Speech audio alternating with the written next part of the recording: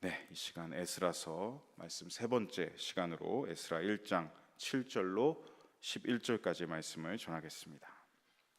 우리는 에스라서 1장의 말씀을 통해서 주도하시고 인도하시는 하나님, 세계 역사까지도 주관하시며 그 뜻을 이루어 가시는 하나님을 보게 됩니다. 페르시아, 이 바사 제국의 왕의 마음을 감동시키셔서 이스라엘 백성들에게 귀한 칙령을 내리게 하시고, 또 포로된 이스라엘 백성에게도 어떻게 하셨습니까? 그들의 마음을 감동시키셔서 그들을 그 자리에서 박차고 일어나게 하셨습니다. 그리고 일어선 사람들로 하여금 그 사면의 사람들, 이방인들마저도 이들을 도울 수 있도록 일하시는 하나님을 우리가 함께 보았지요. 그리고 이제 또다시 고레스의 마음을 움직이시는 하나님을 오늘 본문에서 또 볼 수 있습니다. 하나님의 일을 행하여 주시는데 하나님께서 어떤 일을 행하시는지 오늘 본문 말씀에 자세히 기록되어 있습니다. 우리 본문 7절의 말씀, 먼저 7절의 말씀을 화면을 통해 함께 읽겠습니다. 고레스 왕이 또 여호와의 성전 그릇을 꺼내니 옛적에 느부갓네살이 예루살렘에서 옮겨다가 자기 신들의 신당에 두었던 것이라. 아멘. 고레스는 단지 칙령만 발표하고 끝냈던 것이 아니라 자신이 할 수 있는 조치를 다 취해주고 있습니다. 이 조치는 무엇이었습니까? 바로 과거 바벨론의 느부갓네살 왕이 예루살렘 성전을 무너뜨리면서 가져왔던, 탈취하였던, 그리하여서 자기 신전에 두었던 하나님의 성전 그릇들을 다시 반환하는 일이었습니다. 여기서 먼저 중반절에 보시면 옛적에라고 표현하고 있습니다.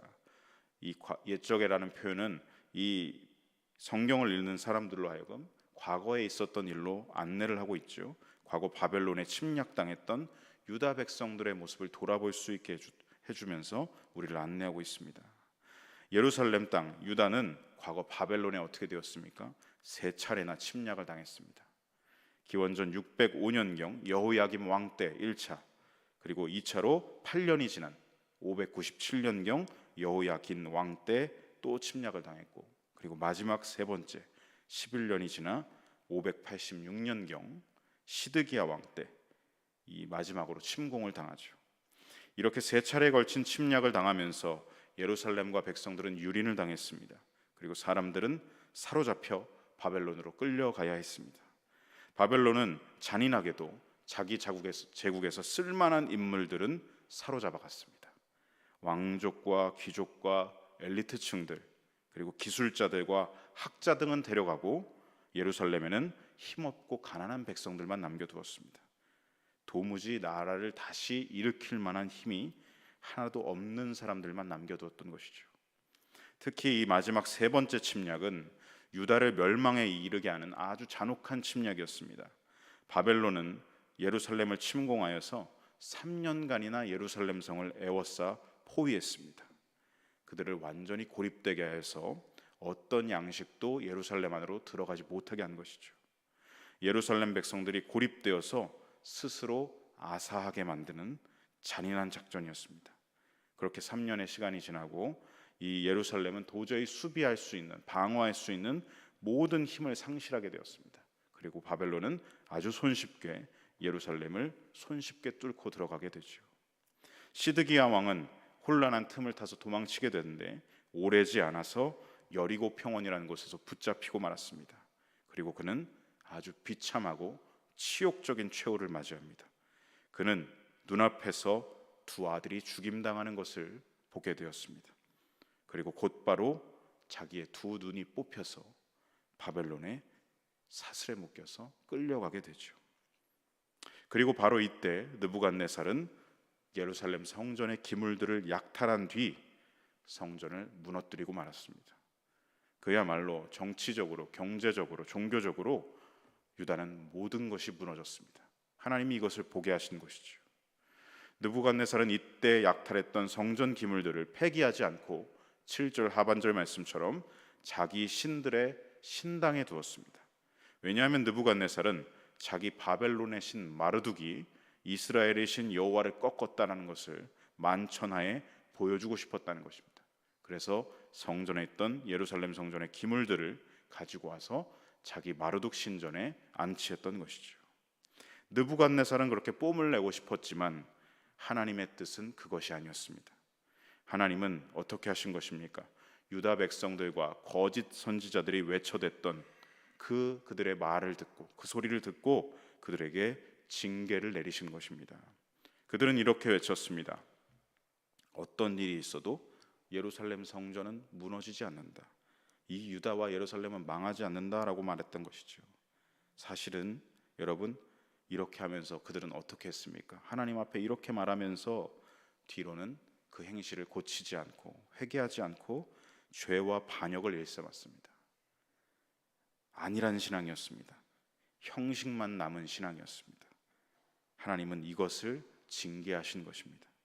그렇기에 이방 민족 바벨론을 징계의 도구로 쓰셔서 유다 백성들의 삶이 없는 말뿐인 신앙을 무너뜨리신 것입니다.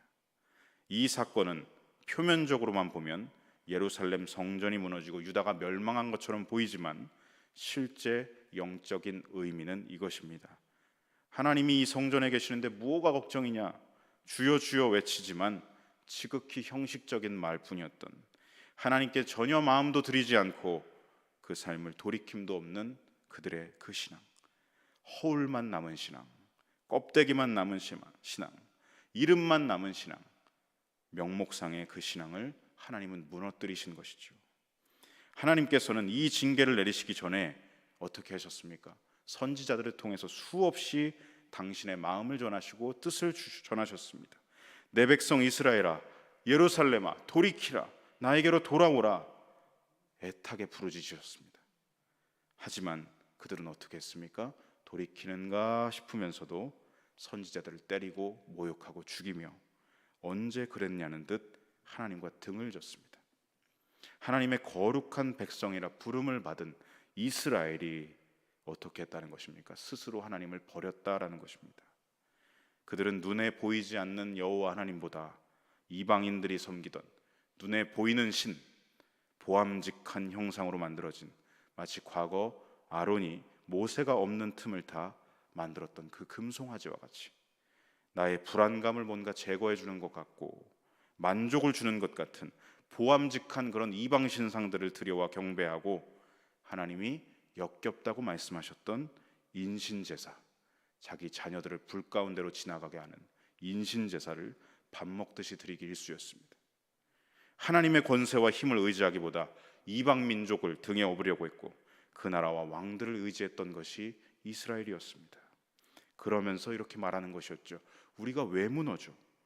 성전이 여기 떡하니 있는데 우리가 왜 무너지겠어? 이렇게 말뿐인 허울을 외쳐댔던 것입니다. 여러분, 양심의 화인을 맞은 사람처럼 도무지 하나님을 향한 진정의 회개도 뉘우침도 없는 이름만 남은 성전이었고 이름만 남은 신앙이었습니다. 하나님께서는 그것을 무너뜨리셨다는 것입니다. 예루살렘이 무너지고 성전이 무너지며 그 성전 기물들까지도 약탈을 당하고 이방 우상 신전에 안치되게 하는 그 큰 징계의 사건, 하나님은 그 징계 그간으로 정하신 때가 다 참해 이제 에스라서를 통해서 선포하시는 것입니다. 그들을 다시 제자리로, 원래의 자리로 돌아가도록 인도하고 계신 것입니다. 귀환하는 이들이 성전을 다시 짓는데 부족함 없도록, 회복에 있어서 부족함이 없도록 그들에게 모든 재정과 물품과 이런 것들을 지원받게 하셨습니다. 그리고 마지막으로 오늘 본문의 말씀과 같이 느부갓네살이 탈취했던 그 모욕받고 있던 성전의 기물들까지도 다시 거룩의 자리로, 원래 있어야 할 것으로 반환하도록 꺼내오고 있는 것이죠. 그 내용이 바로 8절로 11절까지 말씀입니다. 우리 8절로 11절까지 말씀을 다시 한번 함께 읽겠습니다. 바사왕 고레스가 창고지기 미르드닷에게 명령하여 그 그릇들을 꺼내어 세워서 유다 총독 세스바살에게 넘겨주니 그 수는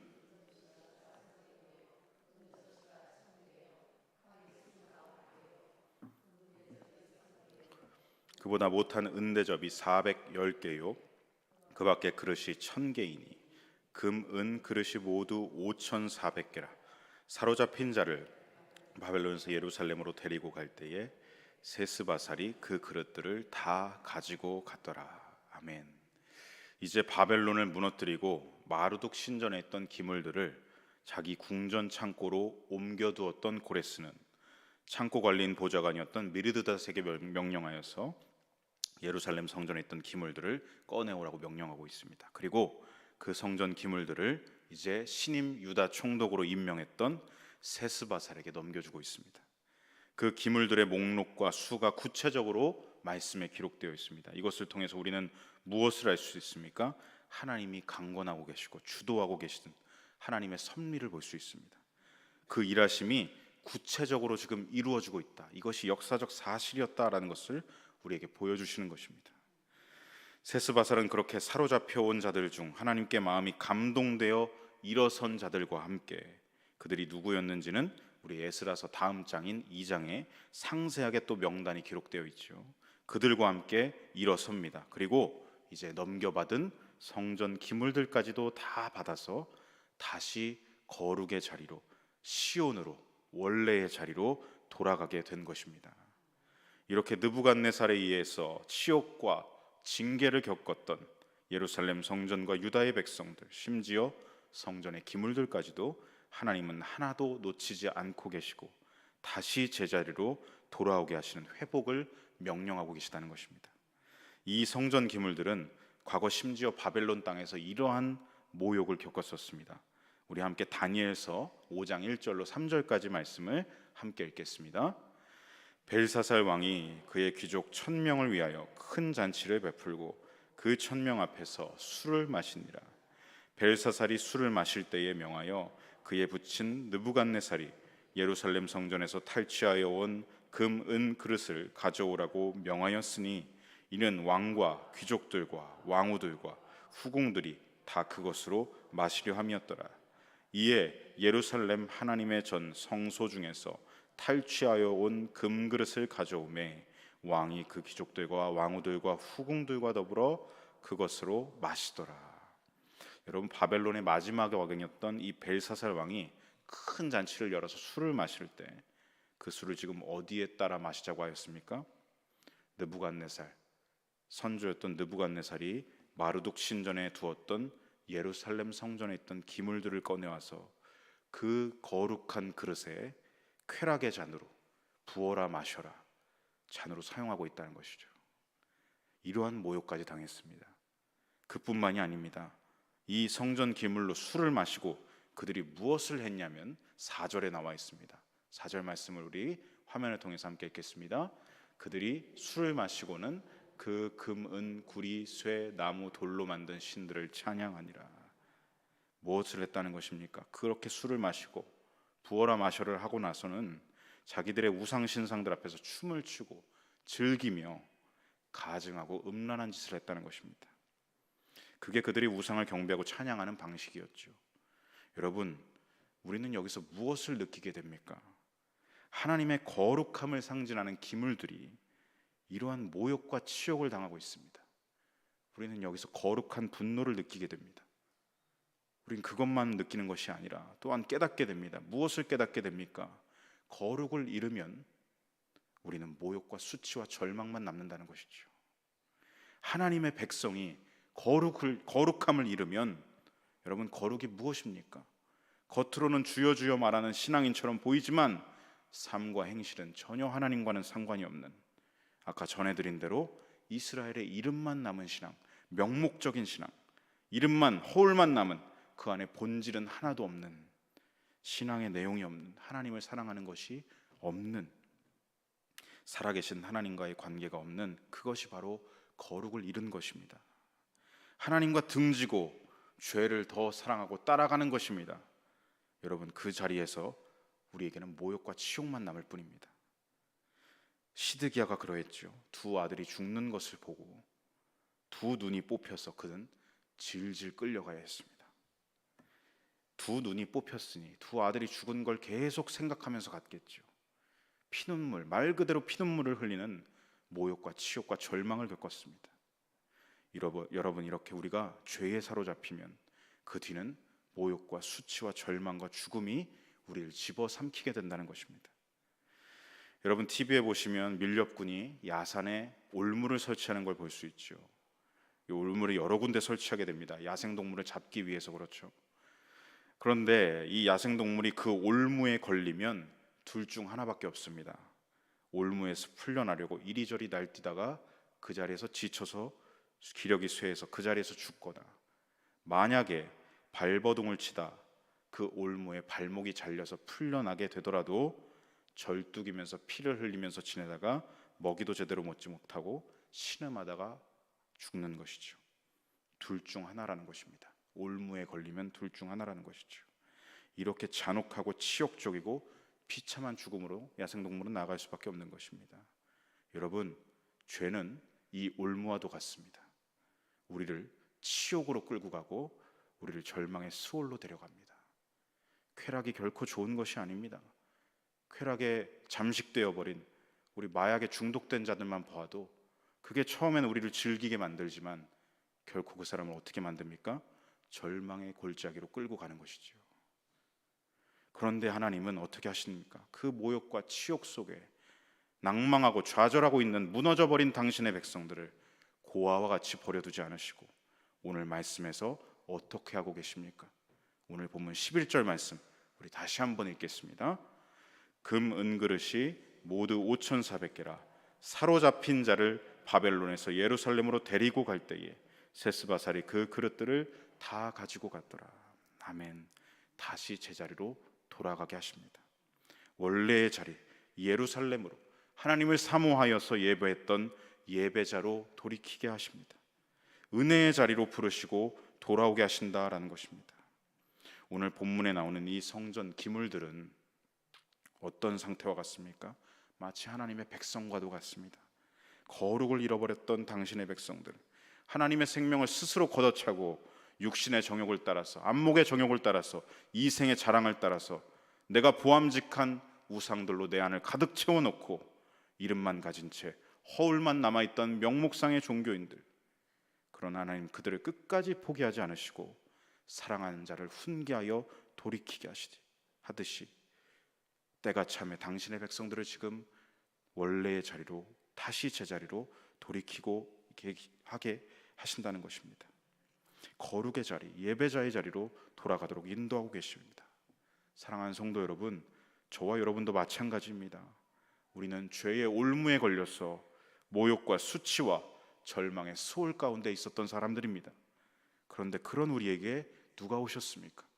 예수님이 오셔서 참 목자이신 그분, 참 목자는 양을 위하여 목숨을 버린다고 하시지 않았습니까? 자기 생명을 내어주셔서 우리를 그 절망의 수월 골짜기에서 건져내셨습니다. 그리고 지금 우리의 삶 속에서도 여전히 일하고 계시는데 낭망하고 넘어진 당신의 성도들을 성령으로 일으켜주고 계십니다. 다시 제자리로 나아가자, 나와 함께 다시 제자리로 나아가자, 마지막 날까지 거룩하고 흠이 없게 하시도록 우리를 끝날까지 인도하고 계신 줄로 믿습니다. 바라기는 오늘 하루도 인도하시는 성령님을 따라서 하나님의 자녀라는 우리의 제자리로 계속해서 나아가시길 바랍니다. 보시기에 좋았더라 하셨던 그 원래의 자리로, 거룩의 자리로, 하나님을 만나는 자리로, 예배의 자리로 계속해서 나아가시는 저와 여러분의 삶이 되시길 간절히 소망하고 축복합니다. 아멘. 기도하겠습니다. 그러므로 형제들아 더욱 힘써 너희 부르심과 택하심을 굳게 하라. 너희가 이것을 행한즉 언제든지 실족하지 아니하리라. 이같이 하면 우리 주 곧 구주 예수 그리스도의 영원한 나라에 들어감을 넉넉히 너희에게 주시리라. 아멘. 이방 땅 바벨론과 바사의 땅에서, 그 어둠의 땅에서 죄로 무너져 절망과 수치의 수월 속에 빠져 있던 이스라엘, 그들을 시온의 영광, 원래의 자리로 돌아가게 하시는 하나님의 인도하심과 은혜를 말씀을 통해 보게 됩니다. 죄로 얼룩지고 더럽혀진 성전 그릇과 같았던 저희들을 예수님의 십자가 보혈로 씻으셔서 거룩하게 하시고 다시금 하나님을 만나는 예배로 인도하여 주신 은혜를 날마다 감사하며 하나님의 자녀로 살아가기를 소망합니다. 연약하고 부족한 저희들을 오늘도 보혜사 성령으로 인도하여 주시옵소서. 넘어지더라도 제자리로 다시 일어나서 거룩함으로 나아가게 하여 주시옵소서. 하나님의 창조하신 원래의 모습으로 나아가는 저희들의 삶이 되게 하여 주시옵소서. 하나님 나라에 들어갈 세상 끝날까지 우리와 함께 하시며 인도하여 주실 것을 감사드리며, 또한 오늘도 성경을 통해 말씀하여 주심을 감사드리며 우리 구주 예수님의 이름으로 함께 간구하며 기도드립니다. 아멘.